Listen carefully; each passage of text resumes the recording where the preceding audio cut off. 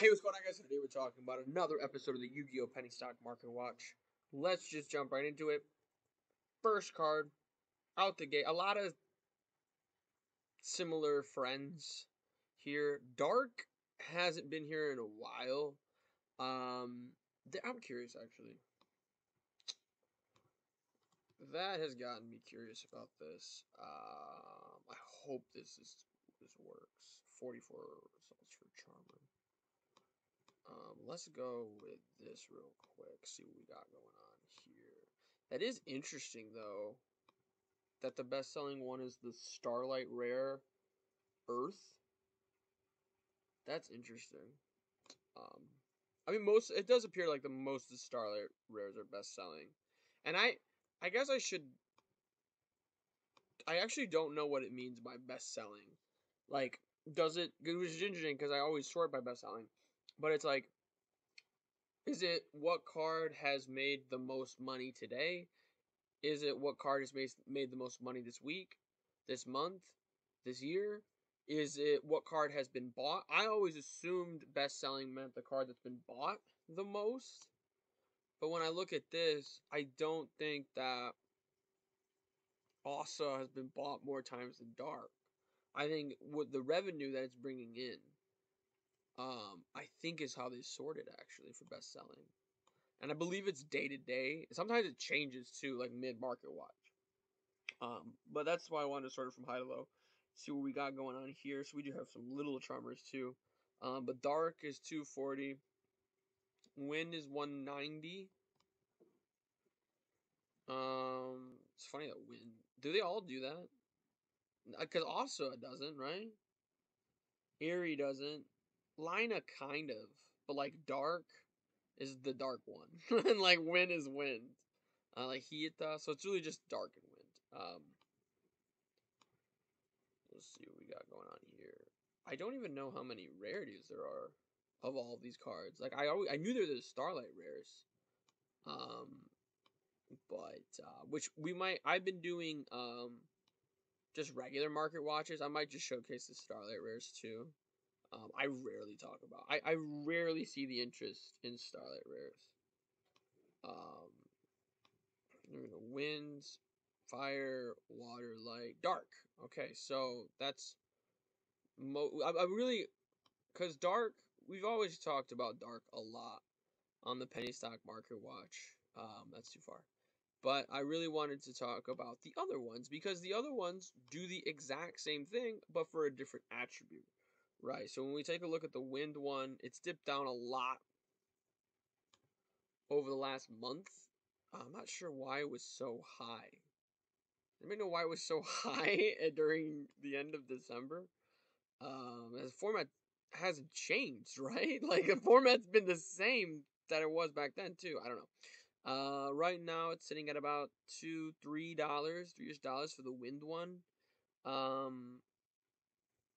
Maybe $4, $5. I can't really think off the top of my head what can be abused by this, because what's interesting about the next one, Fire, and this is just, I want to make sure I'm looking at the most expensive version under $5, which is what we were doing. Okay, cool. The Fire one has, like, Ash Blossom as a target. I think we have clicked on the most expensive ones for all of them. And that's really all I'm trying to look at right now is, like, the Charmers, because they all do the same thing. And why are some different prices, honestly, than the others? As this takes a second to load. I understand rarities are a thing. Like, this is a rare. This is a super rare. This is another super rare. This is an OTS store super rare. Or OTS pack super rare, excuse me. And this is an ultra rare. So maybe that's why. Because I genuinely can't think of why it is that this is even actually more expensive than Dark. Like the one that brought us here, the one that's got so many targets. I mean, you can make Bystials with that card. You can summon Bystials. Like, we all know what Dark can do. But when we take a look at this card, what cards are being used to summon it? Is it Tri-Brigade that's using this? Because I feel like Tri-Brigade wouldn't use this because like maybe like a pure lyricist deck, but I don't think Tri Brigade, the payoff for the one wind monster is enough. Um, I guess I could be wrong. I don't know what this card searches. Um, which is interesting. Like I can't think of anything off the top of my head that this card searches that's hyper impactful. I think Droll is a wind. Is Droll and Lockbird a wind? Um,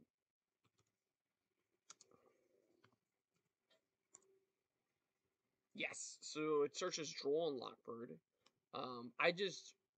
I don't understand because when we look at Hita, the fire one, this is from an OTS pack, right? So if we look at this OTS pack in general, um, I mean, you're gonna get some duds, obviously, because it is a lower. But even like the cheapest cards from this pack are like $1. Like Hita is one of the cheapest cards in this pack, right? So take that with a grain of salt. Like I think Hita, Era, Lina, or not even Lina, really Asa, Hita, Era, Asa feel like they're at an appropriate spot. I don't know what's going on with this card. Maybe it was a short printing in the Megatins, but short printings of cards that nobody wants are usually cheap. Because Lin makes sense. You know, you normal summon your Veiler, summon out your opponent's Veiler, go into Celine. Like, I've seen a lot of Lins in deck profiles. I've seen a lot of Lins. I've seen a lot of Darks. Not sure what's going on with the Win one, but that's why we did. I wanted, because I figured they were all penny stocks, so I just wanted to take a look to see what was going on with the Charmers. Because Dark has kind of been their main, their main mascot, their main leader. But they all do the exact same thing. Like they all do these, they all search and they all summon. And they all have the exact same requirements. The only difference between all of them is their attribute. And so I was just curious because just Dark is the most popular attribute right now. So it's just interesting that it's not the most expensive Charmer, Link Monster. Alert! This is why we do this. Okay. A Rescue Ace card. I tried to tell you. I saw MBT Yugioh. I don't know if you guys have seen his channel. Probably have. His playtesting of this. I don't. I'm not. I'm not like. I don't subscribe to him. Right. I don't really. And nothing against him. I don't usually want like Lithium 2300 and Team Sam are the only people who I watch that post. Um, oh, this deck is crazy. Let's see what this deck can do because it's so easy to do that. Like I could very easily take like Cloudians, face like 10 people that are all playing tier, and I'll probably beat one of them. Just like because they brick or whatever. And then there's like Cloudian against meta. And so I don't usually subscribe to things like that. And MPT does actually do a really, really good job with that. But it's just hard to do that. It's hard, especially with a deck like this. Like, it's hard to showcase this deck against tier without just it being tier beating the crap out of this deck. The biggest issue, too, is that this deck doesn't do anything. And that's always been my biggest complaint is, like, cards. Like, even if you take a look at this card, add one Rescue Ace monster from your graveyard to your hand, and if you control a Hydrant, you can add it from your deck. That's a free 1-for-1, right? And this is one of the better cards in the entire archetype. It looks like it may have just snuck under $5, and that could be why. No, it's been under $5 for a while, but I think if people are believing that it's at its low point, but I don't see it getting any higher. And we talked about this deck a little bit last week. I did research on it like from then till now, and the deck is really good at accruing advantage, but it doesn't really do anything with that advantage. And so, I mean, it seems fun, and the +4, I think it is cool, but it's not like that amazing. Um, so as far as whether or not it's a good investment, I wouldn't say so. But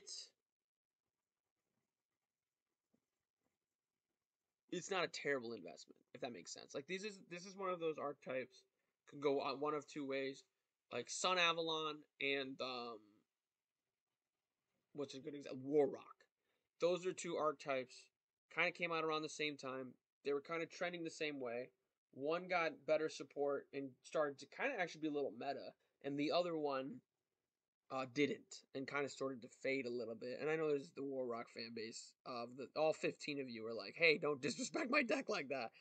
But it's just the actual truth. So Rescue Ace feels like it's that type of archetype. Like B Troopers is unfortunately another archetype that's like that, where it's like if that most recent wave of support for B Troopers was better, like the new, I believe, Fusion Monster, right? The new extra deck monster that's coming out for B Troopers, the weaker kick Kakalos for B Troopers, that seems like that could make B Troopers at the very least solid, and then potentially the return of Max C, because the deck can search it, would make the deck at least tier 2 or at least a solid rogue option. Um, Rescue Ace is not that close, but you could see it where like they get a really good wave of like 2 or 3 really good cards, and then another wave with like another really good card. This deck could make its way into the meta, but it also could go the other direction, which is why I wish I had better advice. Like my gut is telling me this card is just going to continue to go down in value, but like I always say, and this is the biggest thing, um, I always say go with your gut. Never let somebody else tell you how your money should be spent. Because at the end of the day, like, you even if we have the exact same amount of knowledge in terms of Yu-Gi-Oh, you have still learned it in a different way. So you have a different perspective than I do, if that all makes sense. Sometimes I get a little too philosophical. Here's Turbulence making its way. The fact that there are fire machines are interesting. Um, but we talked about Rescue Ace last week too, so I don't want to talk about it too much this week. But there's Spring Ends, there's DD Crows.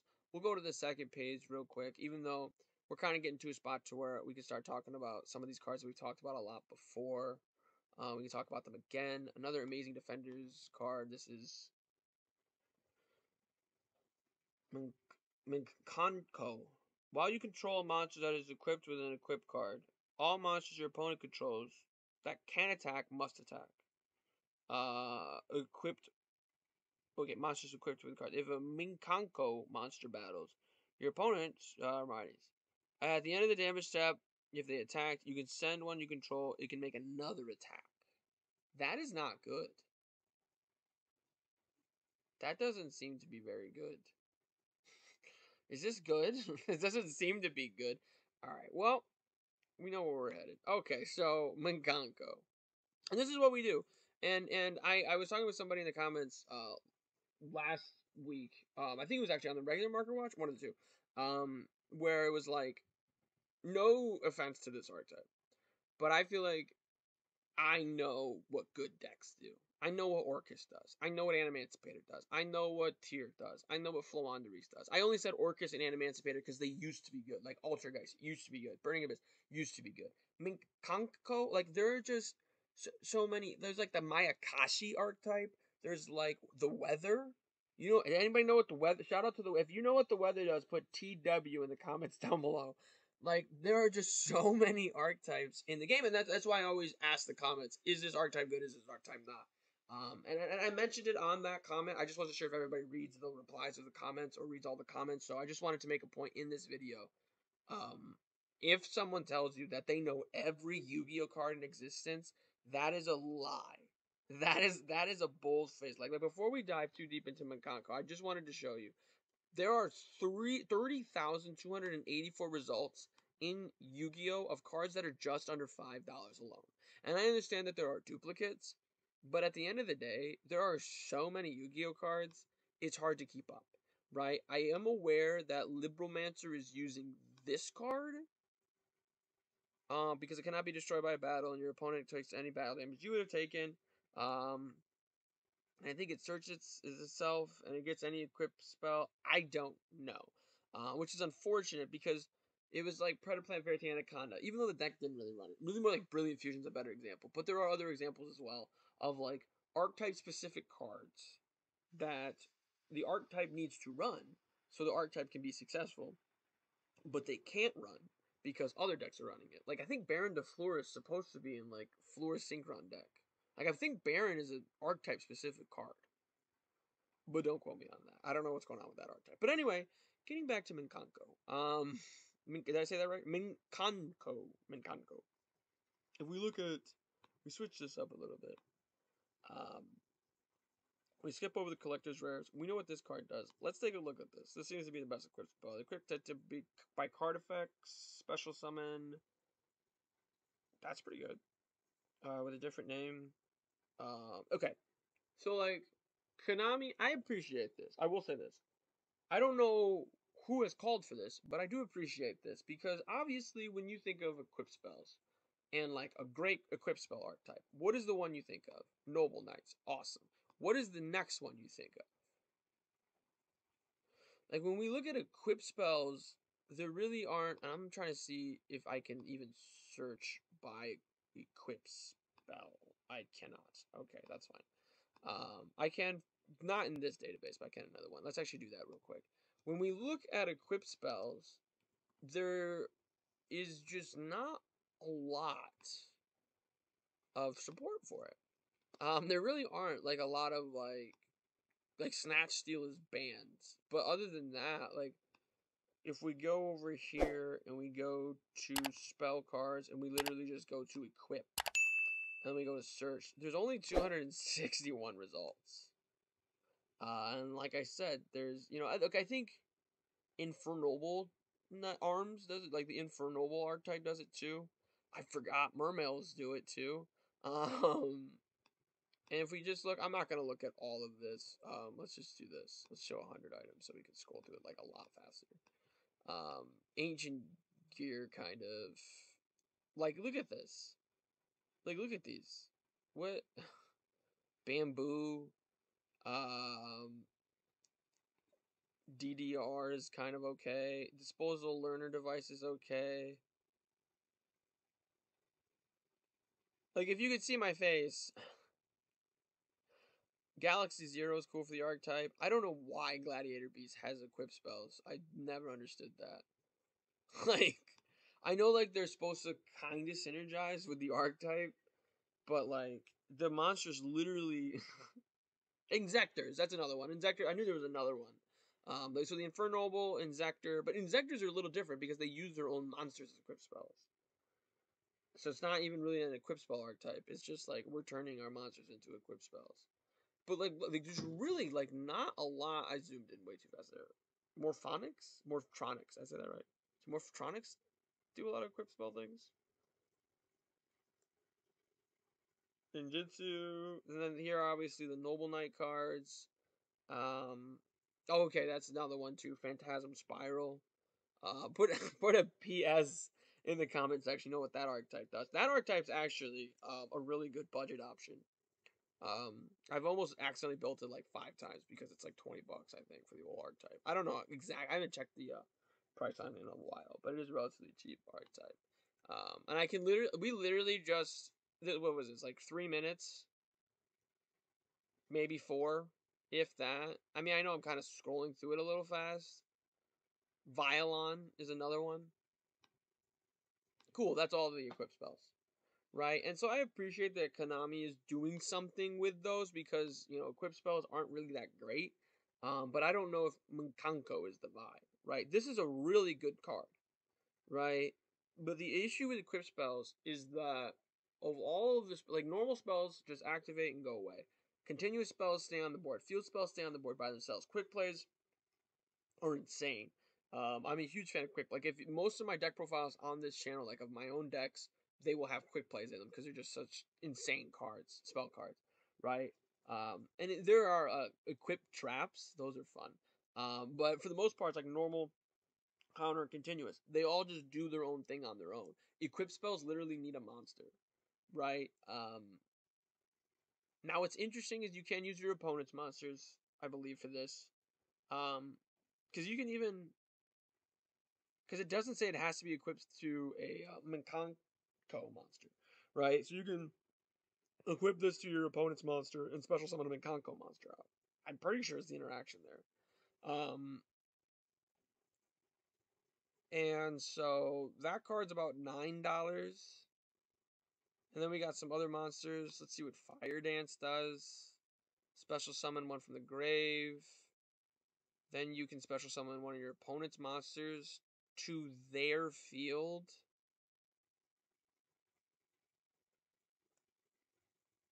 Okay, that's not very good either. Equip only to an opponent's monster. Neither take control of that monster. Neither player can activate the effect of the equipped monsters. And then it goes to the grave when you send it. Oh, so it's a Snatch Steal. That's not bad. I mean, you can still activate effect of Snatch Steal. But that's actually not that bad. The no troll. This is actually because you can target like a Borreload Salvage Dragon to bait the negate, or if they've already used it, you can just take it. So that's not the worst. I mean, Sky Striker has a quick play that does that, but it's all good.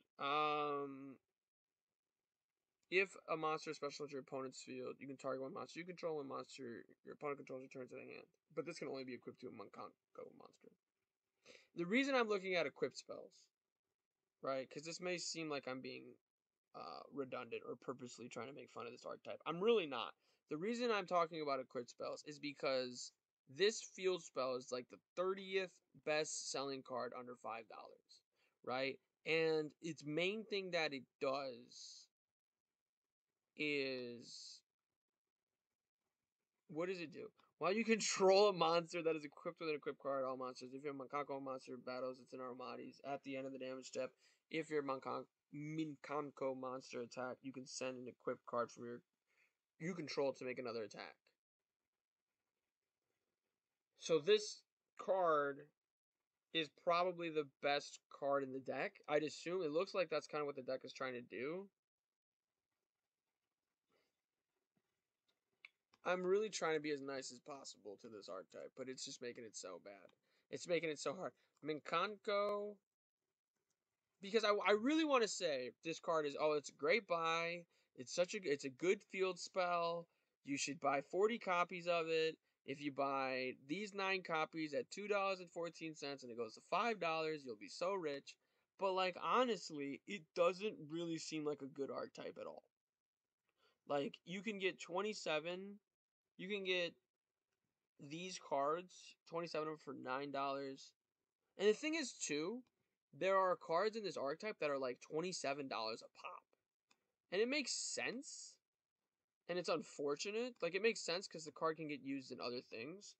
But like why is this card $10? Because it summons a monster? Like what card doesn't summon a monster? I don't know. I don't think this is a good buy. I would go as far as to say it is a bad buy. I am trying to see if we can find a full deck, though, to see if we can get a relative idea as to how much the archetype costs. 160 bucks. That feels accurate, but that's definitely not good. And it is because of this card and the spell card, obviously, the equip spell. 81 bucks probably will work its way up to 100. So it's about 100 bucks for this archetype, and I don't even know if it's a good rogue option. Like I said, I do appreciate Konami focusing on equip spells because it is a very much needed archetype. Or like, yes, you have the Infernoble Knights, Injectors, you have Phantasm Spirals, you have Noble Knights, but for the most part, like only 2 of those decks were really meta during their day. Exectors was 2, so 3 of them. And none of them are very good right now. So I wouldn't be opposed to equip spells being more popular, but this is not it. But let me know what you guys think. Do you guys think Monkanko? I've been roasting it for like a lot. This was like, welcome to the roast of the Monkanko archetype. Let me know what you guys think in those comments down below. You think this archetype's actually really good? Feel free to let me know in those comments down below. What other cards under $5 or less are you most interested in? Make sure you guys click that like button to show your support for the channel and subscribe for even more content. But most importantly of all, have a good day.